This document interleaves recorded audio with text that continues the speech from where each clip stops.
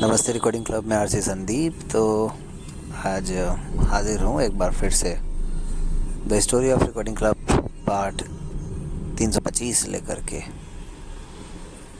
इन दिनों दोबारा से the story of recording club की ये श्रृंखला प्रारंभ हो गई है और आप लोग सब इसमें रुचि भी ले रहे हैं, सुन रहे हैं। धन्यवाद, आप सबका आभार। अभी भी हम एक दिन पीछे चल रहे हैं। आज सुबह रिकॉर्ड कर रहा हूँ 5 सितंबर 2024 के लिए। और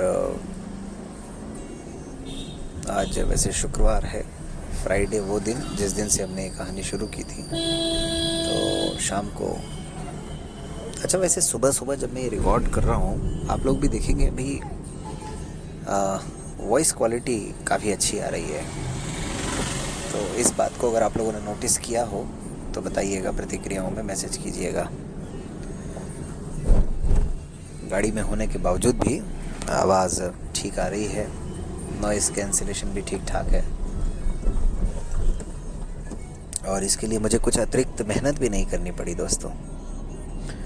खैर, तो कल भी हमें संगीता जी जो यूपी से हैं उनकी प्रतिक्रिया मिली, जिन्होंने सोनाली जी का प्रोग्राम सुना 27वां और 28वां।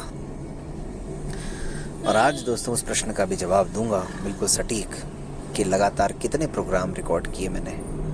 मेरे लिए तो अच्छी बात है, थोड़ी संख्या और बढ़ गई, लेकिन बने रहिए कार्यक्रम में, इसका जवाब ज़रूर मिलेगा कहीं ना कहीं आपको। तो आज के दोनों कार्यक्रम ऐसे हैं कि इन प्रोग्राम्स को, यानी एपिसोड नंबर 31 और 32, इन प्रोग्राम्स को करने के लिए मुझे लगता है शायद ईश्वर ने मुझे चुना था। अगर मैं ऐसा कहूँ तो गलत नहीं होगा।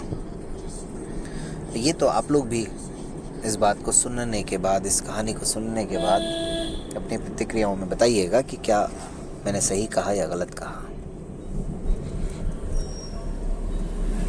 बहुत आसान बात नहीं है ये कहना, लेकिन ये बात मैं कह सकता हूँ पूरे दावे के साथ कि दोनों प्रोग्राम करने के लिए कहीं ना कहीं मेरे भाग्य में लिखा था। तो भाई बात करते हैं 31वें कार्यक्रम की, जो कि 14 फरवरी 2021 को प्रसारित हुआ था।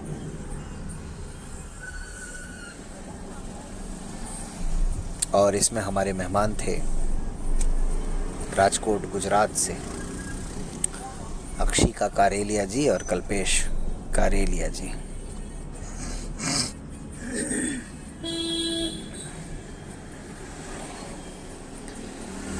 इन दोनों को, यानी कारेलिया परिवार को, मैं दिसंबर 2017 से जानता था, लेकिन बस जानता था वो इसलिए क्योंकि उदयपुर का जो हमारा दूसरा कन्वेंशन था, जब कन्वेंशन की बात आ जाए तो आप समझ जाइए कि इन दिनों हम लोग पूरी कन्वेंशन यानी 8वें कन्वेंशन की तैयारी में लगे हुए हैं। तो उदयपुर के उस कार्यक्रम में इन दोनों ने शिरकत की थी और आदरणीय सीटी पटेल सर के माध्यम से ये आए थे, तो मैं तब से इन्हें जानता था। 2017 के बाद 2018, 19, 20 में हमारा ये कार्यक्रम शुरू हुआ और कहीं ना कहीं मेरे दिमाग में ये बात थी कि इस परिवार के साथ में हमराही ज़रूर रिकॉर्ड करूँगा अगर कभी मौका मिला तो। क्योंकि आप जानते ही हैं, मैं ऐसी कहानियों की तलाश में रहता था जो कभी कभी साधारण भी हों दिखने में और होने में असाधारण। अब इन दोनों को जब इतने सालों से मैं जान रहा था तो इतना मैं समझ गया था कि दोनों गवर्नमेंट जॉब में नहीं हैं। प्राइवेट शिक्षिका रही अक्षिका जी और कल्पेश जी कीबोर्ड बजा करके प्रोग्राम्स में अपना गुजर बसर करते हैं, जीवन यापन करते हैं।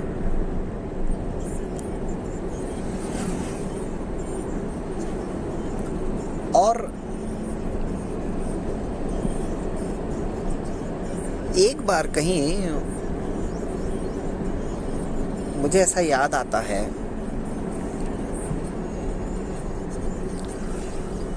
कि मैंने इन्हें शायद इनकी एनिवर्सरी पर या किसी पर बधाई दी थी, शुभकामनाएं दी थी, और उस शुभकामना के बदले में उन्होंने एक बात जो कही, उस बात ने और ज़्यादा मुझे थोड़ा सा सोचने पर मजबूर कर दिया।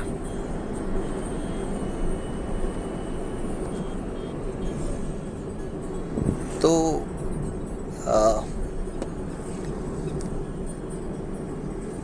जनरली हम लोग बोलते ही हैं किसी को जब शुभकामनाएं देते हैं तो कि भाई खूब तरक्की करें, ये वो जो भी है, परिवार आगे बढ़े, ऐसा वैसा। तो इसके जवाब में जो बात उन्होंने कही थी वो उसने मुझे काफ़ी सोचने प्रभावित भी किया। और जैसा कि मैंने कहा कि मैं सोचता रहा कि ऐसा क्यों, और बस उस क्यों की तलाश में हमारा ही कार्यक्रम रिकॉर्ड करना पड़ा।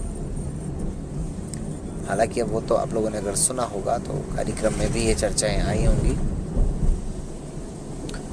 लेकिन फिलहाल उस पर ज़्यादा चर्चा नहीं करूँगा।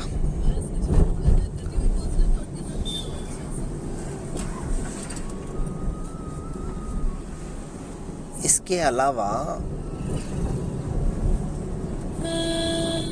इस कार्यक्रम से पहले, रिकॉर्ड करने से पहले, मुझे इनकी जो पारिवारिक पृष्ठभूमि है, जो आर्थिक स्थिति है, उसका बहुत ज़्यादा अंदाज़ा नहीं था।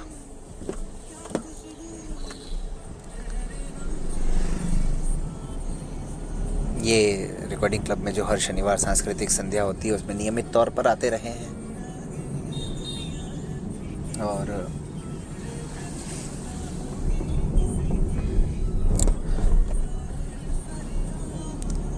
बातचीत यूँ चलती रही कई बार।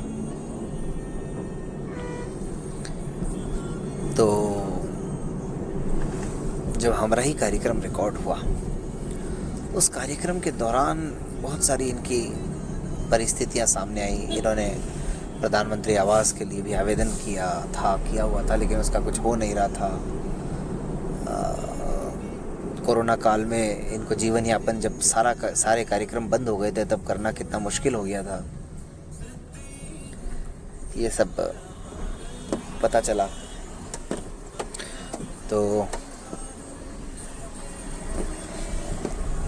अब जो मैंने शुरू में कहा कि शायद ईश्वर ने मुझे चुना था, वो ये है कि इस कार्यक्रम के बाद बड़े पैमाने पर इनके अपने लोगों ने भी ये बात कही कि हमें तो आज तक इनके आसपास रहते हुए भी नहीं मालूम था कि इतनी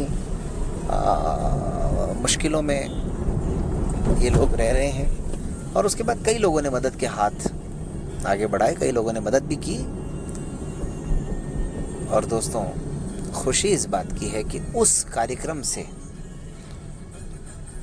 जो मुहिम छेड़ी गई इनको आवास दिलवाने की, उसमें सब लोगों ने बढ़ चढ़ करके इनका योगदान दिया, और आज इनको वह मकान अपना मिल चुका है राजकोट, गुजरात के अंदर। ये अपने मकान में रह रहे हैं।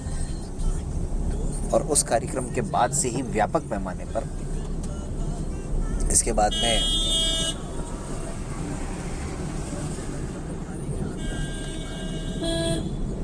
हमारे एक असिस्टेंट कमांडेंट थे उस समय, परिचित मिस्टर मनोज बंबानी, उन्होंने भी अपने संपर्कों से राजकोट में इनकी काफ़ी मदद करवाई कोरोना काल में।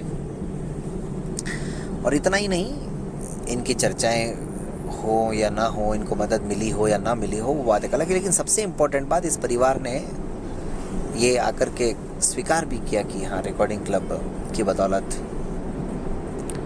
उन्हें अपनी बात को जन जन तक पहुंचाने का काफ़ी महत्वपूर्ण अवसर मिला। तो इससे बढ़िया और इससे बड़ी बात और क्या हो सकती है। इसीलिए मैंने ये कहा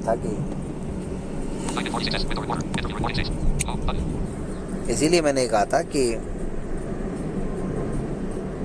मुझे ईश्वर ने चुना था इस परिवार के लिए, इस कार्यक्रम को मैं करूं। और यूँ तो ये लोग आज भी हमारे साथ जुड़े हुए हैं, लेकिन शायद आज अब इनकी व्यस्तताएं बढ़ चुकी हैं। लेकिन